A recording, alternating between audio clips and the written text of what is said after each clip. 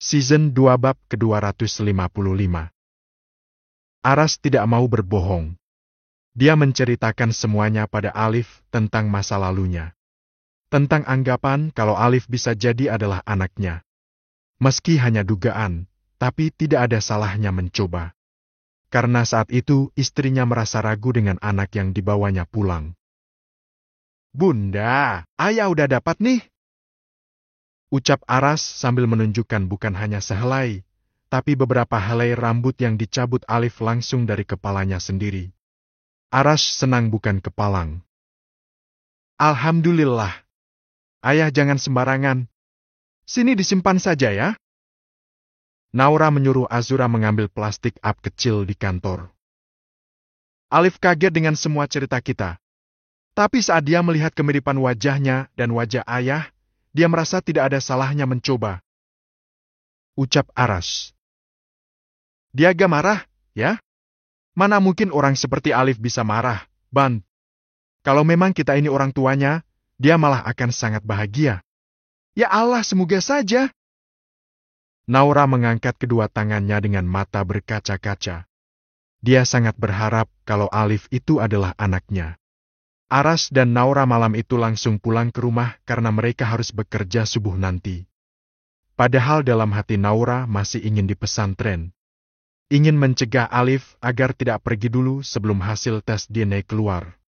Tapi dia tidak mungkin meliburkan pabrik hanya untuk masalah seperti ini. "Besok setelah pekerjaan selesai, kita langsung ke rumah sakit untuk tes DNA ya, Bun?" Ucap Aras. Ya. Bunda gak sabar ingin segera tahu hasilnya. Tapi kalau bukan, janji ya. Bunda jangan kecewa. Ucap Aras. Mental mereka harus dipersiapkan lebih dulu agar tidak kecewa nantinya. Ya. Insya Allah Bunda tidak akan kecewa. Bunda serahkan semua pada Allah. Karena Allah lah pengatur skenario terbaik hidup kita. Walau Alif bukan anak kita masih ada Azura, Azka, dan Naswa. Ya kan, Naswa?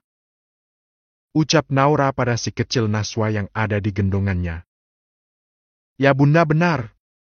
Semangat ya Bun. Semangat. Naura tersenyum. Tak ada lagi kekhawatiran selama kita selalu bersandar padanya.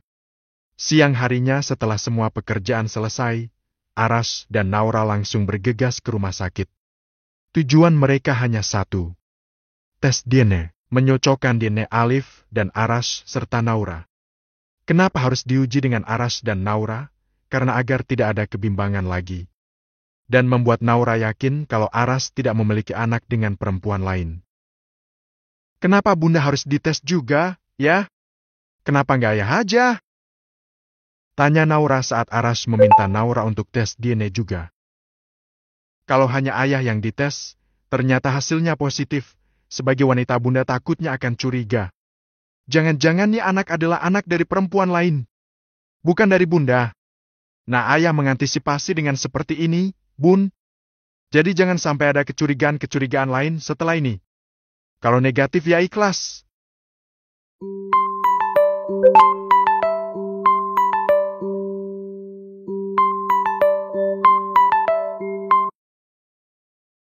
Kalau positif ya harus positif dua-duanya. Papar Aras. Oh gitu ya? Naura membenarkan ucapan Aras. Memang benar ucapan suaminya. Agar tidak ada lagi pikiran buruk tentang Aras. Aras dan Naura lalu tes bersamaan. Setelah selesai, mereka keluar dan menunggu hasilnya keluar. Tentu saja tidak bisa langsung keluar hasilnya. Mereka harus menunggu beberapa hari untuk mendapatkan hasilnya.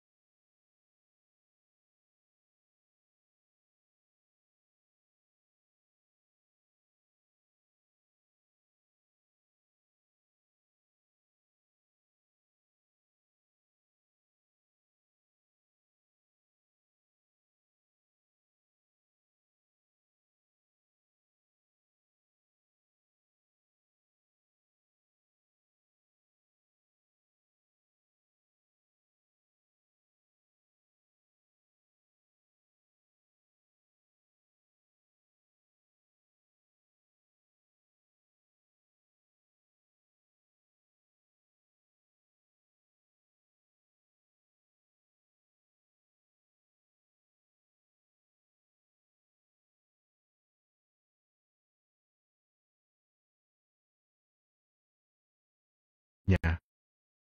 Ayah mau telepon siapa? Tanya Naura. Telepon Azam. Apa Alif masih di pesantren? Ayah sampai lupa.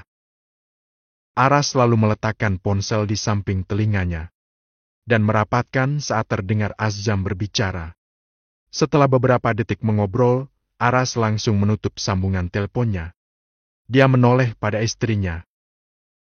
Sudah pergi, Bun? Tadi pagi. Ucap Aras. Ya, nanti gimana kita bisa menyampaikan hasilnya? Kalau memang dia adalah anak kita. Naura terlihat cemas. Entahlah, ayah juga kemarin lupa minta nomor teleponnya.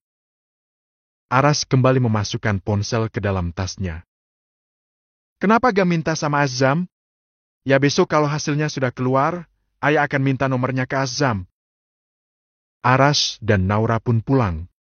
Dalam perjalanan, mereka hanya diam saja, masih memikirkan hasil apa yang akan mereka dapatkan nantinya.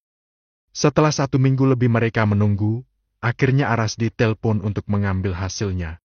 Aras dan Naura senang sekali dan berharap semoga hasilnya benar positif. Bunda gak sabar pengen segera lihat hasilnya, ya. Kira-kira gimana ya kalau Alif ternyata anak kita? Nanti kita akan punya 4 anak ya. Ucap Naura bersemangat. Sabar Bun. Ingat ya, kalau hasilnya negatif, Bunda gak boleh sedih, gak boleh kecewa. Ya, ayah tenang aja. Bunda sudah pasrahkan semuanya sama Allah. Ya tapi kelihatan sekali kalau Bunda sangat berharap hasilnya positif. Ucap Aras sambil menyetir mobil. Ya gimana ya, gak apa-apa kan? Ya gak apa-apa sih. Tapi harus siap ya. Naura hanya mengangguk. Dia tak sabar ingin segera sampai di rumah sakit dan membaca hasilnya. Setelah beberapa saat, akhirnya mereka sampai di rumah sakit. Mereka langsung berlari masuk ke dalam. Ke ruangan di mana mereka bisa mengambil hasilnya. Setelah menunggu beberapa orang yang juga mengantri, kini saatnya giliran Aras dan Naura. Mereka berhadapan dengan petugas medis yang akan memberikan keterangan dan penjelasan mengenai hasil tes DNA mereka dengan Alif. Jantung Aras dan Naura rasanya berdebar hebat. Mereka sampai tidak fokus mendengarkan rentetan kalimat yang keluar dari mulut petugas tersebut. Apa?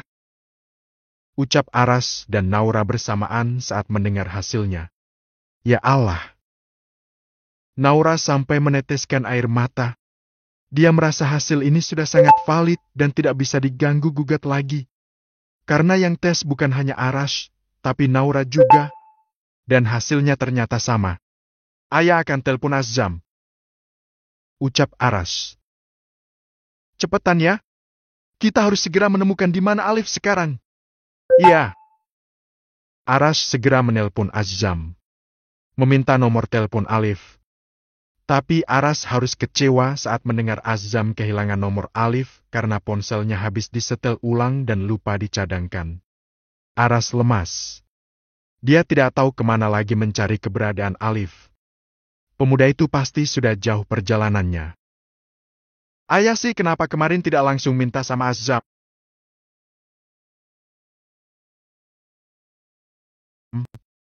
Mungkin saat itu handphone Azam belum rusak. Ayah sih sukanya nunda-nunda. Terus sekarang gimana? Gimana kita bisa cari anak kita? Ucap Naura sambil meneteskan air mata. Dia tidak peduli bagaimana bisa Alif dipisahkan dengannya. Yang jelas sekarang yang lebih penting adalah dengan hasilnya saja. Maaf Bun. Aras merasa menyesal dengan ketelodarannya. Harusnya dia minta waktu awal-awal tes DNA, tapi nasi sudah jadi bubur. Sekarang Aras bingung bagaimana mencari Alif dan memberitahukan hasil tes DNA-nya. Bentar Bun, Azam telepon. Ucap Aras. Dia langsung menerima panggilan dari Azam. Dia langsung tersenyum setelah mendengar ucapan Azam. Kenapa ya? Ada solusi? Naura penasaran kenapa Aras tersenyum. Kata Azam, Alif aktif di media sosial. Dia juga sering live berjalan kaki, Bun. Kita bisa cari tahu dari situ. Tapi Azam tidak pernah tanya akunya apa. Aduh ya, kenapa solusinya setengah-setengah? Alhamdulillah, Bun. Setidaknya ada harapan. Kalau penontonnya banyak, pasti lebih mudah dicari. Ayo kita tanya Aska aja. Dia yang jago dalam hal ini. Ayo ya. Cepat pulang. Cepat telepon Aska. Kita harus segera menemukan Alif, ya? Naura langsung menarik tangan Aras dan segera pulang. Season 2 bab ke-256. Aras menceritakan semuanya pada Aska. Detik itu juga Aska yang tadinya sedang mengurusi gerobak targetnya, langsung pulang. Dia harus membantu orang tuanya lebih dulu. Aras tiba di rumah bebarengan dengan Aska. Dia langsung memarkir mobil dan Aska memarkir motornya. Udah cepetan Aska. Kamu cari sekarang ya? Ucap Aras. Ya, Bunda mau nidurin Naswa dulu ya? Ucap Naura. Dia membopong Naswa hati-hati karena bayi itu udah memejamkan mata. Ya, Bun. Dititipin ke Mbok aja dulu. Nanti Bunda kesini. Ucap Aras yang sekarang berada di teras bersama Aska. Iya, ya. Aska nampak sibuk dengan ponselnya. Dia mencari nama Alif di pencarian TokTok. Tapi hasil pencarian menunjukkan semua foto profilnya tidak ada yang menunjukkan wajah Alif. Ayah gak tahu nama lengkapnya siapa? Tanya Aska. Ayah gak tahu? Bodohnya ayah. Ayah gak nanya. Ayah juga gak tahu akunya apa. Kalau gak salah aku pernah lihat ada yang lift sambil jalan kaki. Tapi aku gak tahu nama akunya apa ya. Kalau dia viral pasti mudah untuk ditemukan liftnya, ya. Bentar aku cari dulu ya. Ucap Aska. Dia berusaha mencari Alif lewat siaran langsung. Tapi tidak ketemu. Gimana? Ada? Tanya Aras sambil memperhatikan ponsel Aska. Belum ketemu, ya. Mungkin dia gak lift sekarang. Nanti coba dicek lagi. Ucap Aska. Dia masih berusaha membantu orang tuanya. Gimana As? Udah ketemu? Tanya Naura. Dia langsung duduk di samping Aska memperhatikan ponsel Aska. Belum, Bun. Emang gimana ceritanya kakak Alfa ternyata masih hidup? Dia Alif, As, bukan Alfa. Alfa sudah meninggal. Cuma ayah gak tahu gimana bisa anak kita bisa ketukar begitu. Kapan-kapan ayah akan datang ke rumah sakit untuk meminta penjelasan. Tapi apa masih bisa? Itu kejadian udah 20-an tahun yang lalu. Kok bisa gitu ya? Aska nampak berpikir keras. Logikanya belum ketemu. Siapa dan apa motif menukar bayi pada saat itu? Entahlah. Siapa yang tega melakukan ini bertahun-tahun? Dan tidak ketahuan. Betapa bodohnya ayahmu ini, As. Ucap Aras.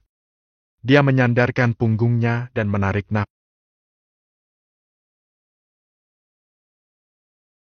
Dia menyandarkan punggungnya dan menarik nafas dalam-dalam. Otaknya mengingat kembali kejadian saat Naura melahirkan. Dia menyesal kenapa waktu itu dia tidak tahu. Penjahatnya main rapi ya? Saking rapinya sampai semua tidak terungkap selama bertahun-tahun lamanya. Ucap Aska. Dia masih memutar otak bagaimana cara menemukan Alif di sosial media. Sudah ya? Gak usah menyalahkan diri sendiri. Jujur Bunda udah gak mikirin siapa yang melakukan ini. Bunda malah fokus sama Alif. Bunda ingin menebus semua waktu yang hilang bersama anak Bunda. 20 tahun ini pasti berat untuk Alif, ya. Ucap Naura. Mau gimana lagi, Bun? Harusnya ayah menyadari hal ini saat Alfa dibawa ke rumah. Tapi kita terlalu percaya sama rumah sakit. Udah ya. Stop dulu. Aku punya ide. Aska tersenyum lebar. Dia yakin bisa mencari Alif lewat cara ini. Apa, As? Tanya Naura. Dia yakin anak laki-lakinya ini punya ide yang bagus. Aku akan bikin video dan aku akan minta tolong netizen untuk mencari Bang Alif. Masa dari 500.000 followerku gak ada yang kenal sama pemuda yang jalan kaki keliling Pulau Jawa? Aska langsung dengan cepat membuat video. Toto do your magic? Ucap Naura membaca tulisan di sampul video Aska. Ya bun, insya Allah dengan cara ini kita akan bisa menemukan Bang Alif. Doain berhasil ya bun. Ucap Aska. Ya nak. Amin. Semoga bisa. Naura langsung berdoa dan berharap Aska bisa menemukan Alif di sosial media. Sip. Udah publish. Kita tunggu ya bun. Semoga bisa for your page. Biar semua orang bisa melihat. Aku optimis bisa bun. Ucapan Aska membuat Naura dan Aras ikut semangat. Mereka berharap bisa segera menemukan Alif dan menjemput pemuda itu kembali ke rumah. Bismillah ya Allah, semoga bisa for your page. Naura terus berdoa dalam hati. Mereka bertiga duduk bertiga sambil menunggu video Aska di komen banyak orang. Semenit, 2 menit belum ada komentar. Baru menit ketiga tiba-tiba pemberitahuan menunjukkan 99. Wow, alhamdulillah for your page kayaknya ya, bun. Aska langsung mengecek kolom komentar. Dia terperangah saat melihat komentar pertama ternyata cek bio Chef Arnold. Udah ganti bro. Anjir! Apa-apaan sih ini? Selalu aja komennya begini. Gak penting amat. Ucap Aska yang kesal. Aska, ngomongnya dijaga dang. Jangan ngumpat begitu. Kau tegur Naura. Astagfirullah. Maaf bun. Spontan sih. Soalnya anak-anak kadang pada ngomong gitu. Secara gak langsung kadang jadi terekam di memori. Ingat surat Al-Humazah ayat 1, Aska? Iya bunda. Aku akan selalu ingat. Maaf ya bun. Ya udah gak apa-apa. Gak apa-apa ya kalau bunda sering ngingetin kamu. Gak apa-apa bun. Aku malah seneng masih ada yang selalu ngingetin aku. Ucap Aska. Wah udah. Ayo gimana ini lanjutannya? Sela Aras. Oh ya sampai lupa. Bentar ya. Aska membaca komentar selanjutnya. Komennya sudah 200-an. Aska itu mungkin cowok yang lagi jalan kaki ke arah Banten kan? Tadi pagi aku lihat liftnya lagi rehat di masjid. Aska. Itu akunnya si Musafir Kudus. Aku gak tahu kalau soal nama. Dia gak pernah nyebutin nama soalnya. Tadi dia live, udah sampai Banten. Itu Musafir Kudus mungkin. Aku ngikutin terus live-nya. Semoga bener itu abang lo ya. Ya itu Musafir Kudus. Aku tahu dari komen di atas ke Aska. Hehehe. Dasar deterjen. Ada-ada aja. Orang lagi serius malah dibecandain. Gumam Aska. Udah sabar. Gimana, Aska? Udah ketemu? Kata Naura. Bentar aku cari dulu bun. Banyak yang bilang kalau nama akunnya Musafir Kudus. Aku coba cari ya. Aska langsung mencari di kolom pencarian. Dan beruntungnya cuma satu yang memiliki nama akun itu. Dan setelah Aska buka tidak ada satupun foto atau video yang memperlihatkan wajah si pemuda itu. Aska scroll ke bawah lagi. Tetap tidak ketemu. Hanya pemandangan selama di perjalanan. Hanya tempat seperti masjid dan pesantren yang dia kunjungi saja. Gak ada fotonya, ya. Gimana ya? Ucap Aska yang sedikit putus asa. Gak apa-apa kita ikutin dulu aja akunnya. Kita pantau perjalanannya dulu. Katanya udah sampai Banten kan? Tinggal lihat live-nya udah sampai mana posisinya sekarang. Ucap Aras. Ya. Kayaknya emang bener ini Bang Alif deh. Ini ada video di pesantren atau pesantren kita. Celetuk Aska. Dia tersenyum lebar. Dia juga tak sabar lagi ingin segera bertemu dengan saudara laki-lakinya itu. Masa? Alhamdulillah udah ketemu. Oke, sekarang tinggal tunggu posisinya di mana. Pantau terus ya Aska. Ya Allah, terima kasih.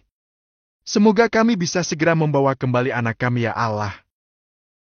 Ucap Naura sambil meneteskan air mata. Dia menangis bukan karena sedih, tapi karena sangat bahagia.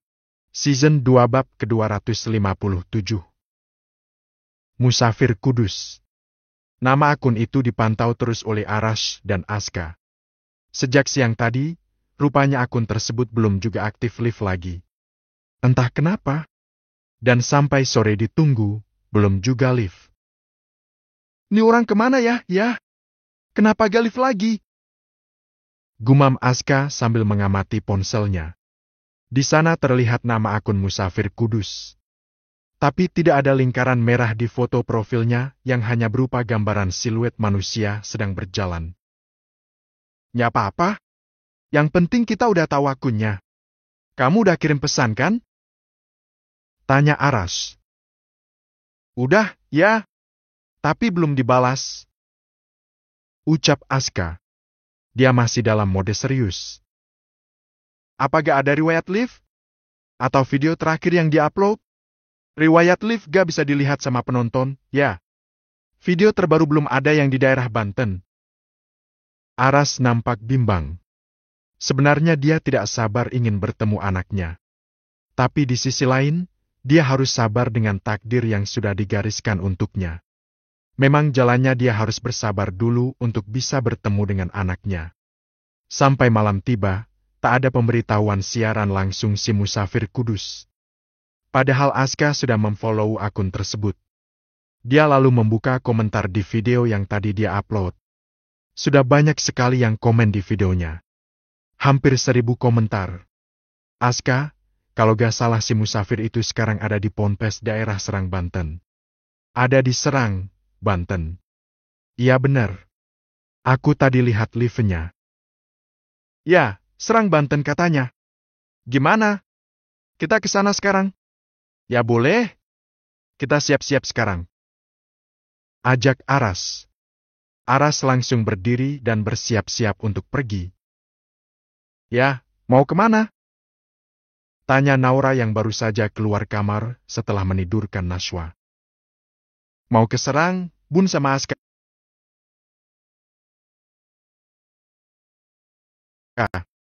Alif ada di sana. Ucap Arash. Malam-malam begini, ini udah jam 9.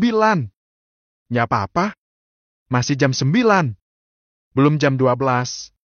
Santai saja, Bun. Bunda mau ketemu Alif segera kan? Iya ya. Bunda mau cepat ketemu sama Alif. Tapi, masih ada hari esok, ya? Ucap Naura. Gak bisa, Bun. Kalau besok, bisa jadi dia udah pergi lagi dari tempat itu. Padahal ini kita juga masih nyari lokasinya. Karena gak tahu pesantren yang dimaksud. Di Serang ada beberapa ponpes. Dan kita belum tahu ada di mana. Arash menoleh ke arah Aska. Tahu nama pesantrennya? Belum tahu, ya. Belum ada yang ngasih tahu tempatnya di mana. Ujar Aska. Dia masih sibuk membaca komentar-komentar dari para netizen. Barangkali ada yang ngasih tahu nama ponpesnya tapi terlewati. Hati-hati ya. Naura mengantarkan Arash dan Aska sampai di teras rumah. Bunda di rumah aja ya. Jaga Nashwa yang lagi demam. Ucap Arash. Iya ya. Bunda gak mau nitipin Nashwa lagi lama-lama kayak pas kita kemarin ke pesantren. Ya udah. Itu bukan salah Mbok Wa juga. Beliau udah tua. Harusnya Bunda gak usah suruh dia kerja ngasuh Nashwa. Mau gimana lagi? Dia yang minta kerjaan ya. Ayah tahu sendiri beliau sendirian. Anak-anaknya gak ada yang mau ngerawat. Ya udah dimaklumi aja ya. Yang penting Nashwa gak kenapa-napa. Salim. Arash mengulurkan tangannya untuk dicium Naura. Naura mencium punggung tangan suaminya sambil teriring doa untuk suami dan anaknya semoga perjalanannya mencari Alif dimudahkan oleh Allah SWT. Selama perjalanan, Arash fokus dengan jalan yang dia lewati.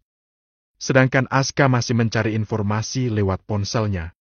Keduanya hanya sesekali berbicara karena tidak mau mengganggu satu sama lain. Di jam 10 malam, jalanan masih sangat ramai. Aras jadi tidak mengantuk. Padahal dia bangun sejak dini hari. Semuanya demi bisa bertemu dengan anak sulungnya. Ya, kalau ngantuk minggir dulu aja ya. Jangan dipaksakan, ucap Aska. Udah santai aja, As. Ayah gak ngantuk kok. Aras tiba-tiba menguap. Ya itu ayah nguap. Udah nepi dulu aja. Bahaya tahu. Udah diem aja. Santai-santai. Aras masih memaksakan untuk menyetir sendiri. Aska meletakkan ponselnya. Dia mengajak ayahnya mengobrol saja agar ayahnya tidak mengantuk. Dari 1000 yang komen, ternyata gak ada yang ingat nama ponpesnya apa. Ya, sedih banget. Cit. Tiba-tiba Aras mengerem mendadak. Ya. Teriak Aska. Astagfirullah. Ucap Aras. Nah kan? Apa aku bilang? Udah biar aku aja yang bawa mobil ya. Aku mau udah biasa begadang. Ucap Aska. Dia langsung turun dari mobil dan menyuruh ayahnya turun. Maaf ya Aska. Untung aja gak sampai nabrak trotoar. Dan gak yang nabrak dari belakang. Ucap Aras setelah masuk dan duduk di bangku yang tadi diduduki Aska. Jangan kayak gitu ya. Jangan sok kuat. Kadangkala kita butuh bantuan orang lain. Jangan memaksakan untuk kuat, ya. Padahal kita sedang butuh bantuan. Boleh kok orang tua minta tolong ke anak. Boleh juga kok anak minta tolong ke orang tua. Ya kan ya? Ucap Aska. Dia lalu mulai menyetir pelan-pelan. Ya kamu benar Aska. Ayah selalu berusaha untuk kuat. Kadang dipaksa-paksa untuk kuat demi agar terlihat kuat di depan anak dan istri. Hei. Ayah juga manusia. Makhluk sosial. Yang butuh bantuan orang lain. Gak bisa semua-muanya sendiri. Ya Ustadz Aska. Lama-lama kamu kayak Alif juga nanti. Apa kamu ada rencana mau ngikutin jejak kakakmu? Ledek Aras. Kayaknya enggak deh. Aku gak tahu kenapa gak minat jadi pendakwah, ya. Aku masih takut salah menggunakan ayat-ayat Allah. Apalagi akhir-akhir ini banyak pendakwah yang menggunakan ayat-ayat Allah untuk ladang mencari popularitas. Bahan ledekan, lawakan. Apaan begitu? Ada yang ngaku Gus padahal bukan Gus. Ucap Aska. Ya apa yang kamu bilang ada benarnya. Tapi dengar nasihat ayah ini ya nak. Ayah pernah dengar salah satu ustaz pernah bilang seperti ini. Kita itu kan disuruh oleh Allah untuk selalu bersangka baik. Pada Allah dan pada sesama manusia. Ya tapi itu udah jelas salah lah ya. Kita akan dilarang untuk mengumpat juga. Dia malah ngumpat pedagang es yang ada di pengajiannya. Ulama, kiai dan para pendakwa itu seperti tower. Tahu kan tower itu seperti apa kerjanya? Ada kabel yang saling terhubung? Ya benar. Terus apa hubungannya?